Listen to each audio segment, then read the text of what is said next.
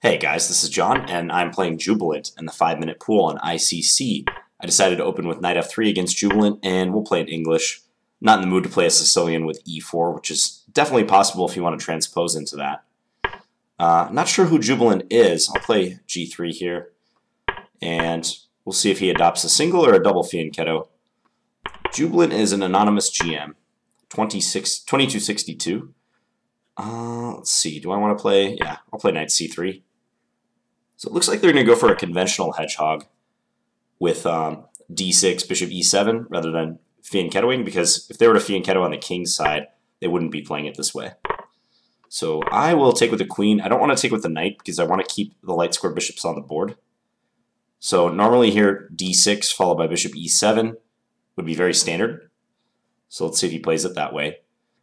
I think I'm going to adopt the so-called Anderson plan with bishop g5. This is one of the most testing moves in this position.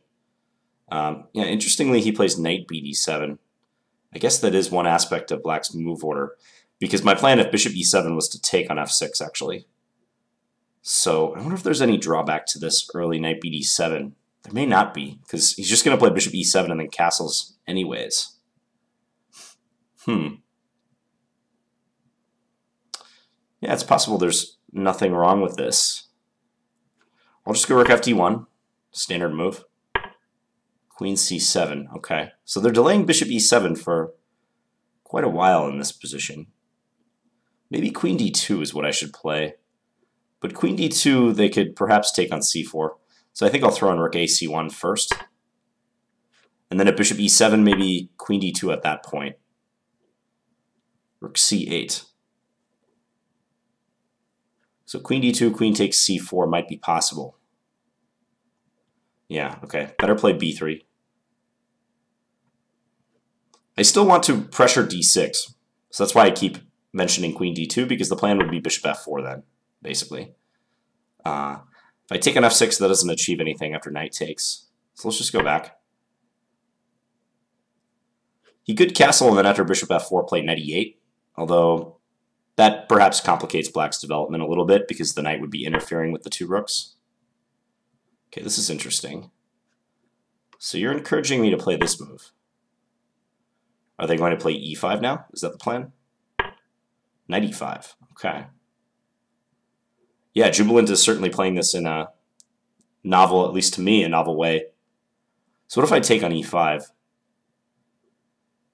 They take on g2. Maybe I have an in-between move. Knight takes f7. What about take on e5, d takes? And the queen is overloaded, right? It's trying to guard both the e5 pawn and the bishop. So I think I can play this way. Yeah, this is promising. I believe I'm going to be winning a pawn. I think they might have miscalculated.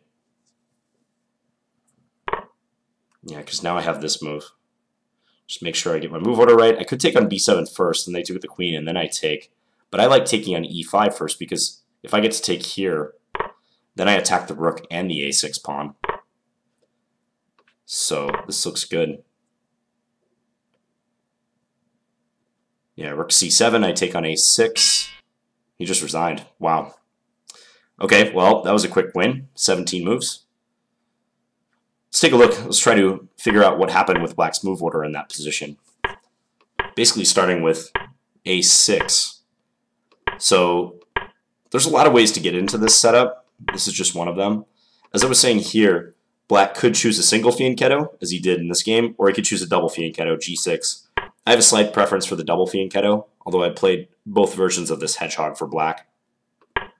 So e6 is very common, knight c3, a6. So a6 itself is fine, and there's nothing wrong with that. It's a useful move in the hedgehog because it controls the b5 square. And then d4. Playing something like rook e1 I don't think is as good here. I had a game against Mega ZZ about a week ago, this Australian Grandmaster, where I did that in this type of setup, and it wasn't that effective. Because with your bishop on g2, you don't really want to play e4, at least for now, I don't think. It is possible to play that way, but I would prefer to leave the h1, a8 diagonal open. So d4, take the queen. Take it with the knight just really kills a lot of the fun in the position for both sides. This type of position would be very equal. Black could play queen c8, queen b7, and take up residence on the long diagonal if they wanted. And without the light square bishops, the position is kind of deprived of a lot of its dynamic potential, let's say. So taking with the queen. Now I was expecting d6, I think yeah, that's what he played. And then after bishop g5, I was going for a line with bishop e7, and then a quick bishop takes f6. This is the so-called Anderson variation. And I know I have at least one game on my channel where I played this plan, but basically you give up the bishop pair seemingly inexplicably, but the idea is to play queen f4 and then go rook f d1 and just hammer the d6 pawn. And the way it usually goes is like castles, rook f d1, bishop e7, and now knight e4, attacking d6 again. And because of all the pressure on the d-pawn, black is usually compelled to give back the bishop pair and reach a position like this, which is probably slightly better for white.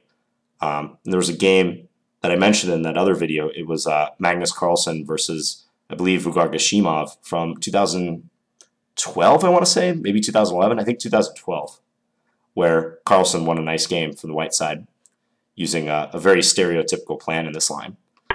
So I was trying to do that, but their knight bd7 move is kind of a attempt to take advantage of this move order. So I wonder if there's any way I can somehow play this better than what I did. So I went rook f d1, played queen c7, rook c1, rook c8. So I'd love to play bishop f4 right away, but if I were to do that, I run into e5 with the fork on the queen and the bishop. So that's no good. So that's why I played b3. I'm just safeguarding my c-pawn. He went bishop e7, and now queen d2. So a voluntary retreat of the queen, but I'm preparing bishop f4. That's the whole point of this. So if he were to castle, for instance, then bishop f4. Yeah, and I speculated that knight e8 might be slightly in white's favor just because black's rook coordination is disrupted. But that's the only way for black to defend this pawn without disturbing the e6, d6 pawn mass in the center. Bishop f4, the goal of this move would be to try to provoke e5 so I can utilize the d5 square. So I probably would have gone right back to g5 in that case.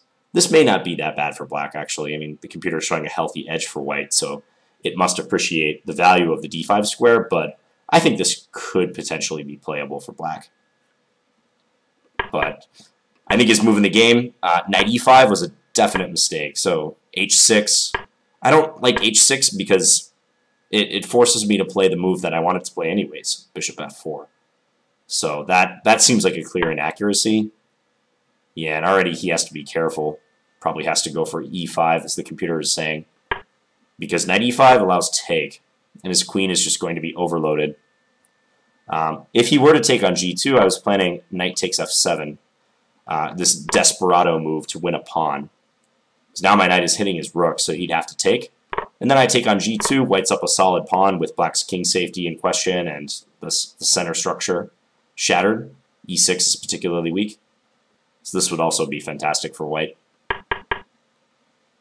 So he took, and I took on e5, and queen takes, bishop takes b7. I guess resigning is extreme, although I can't blame him because he is going to be down 2 pawns. It did cross my mind, like let's say rook c7 is played and I take on a6. My bishop is somewhat misplaced. I mean, I'd much rather have the bishop on this long diagonal where it belongs. It's natural diagonal. But to be up 2 pawns this early against the hedgehog is more than I could have asked for, especially against a grandmaster. So, yeah, I mean, he could have played on, though. I mean, this would at least test my technique a little bit. Queen f4 makes sense, trying to exchange queens. So it should be winning for white, but it's not yet resignable for black. But I think he was just kind of fed up with his play.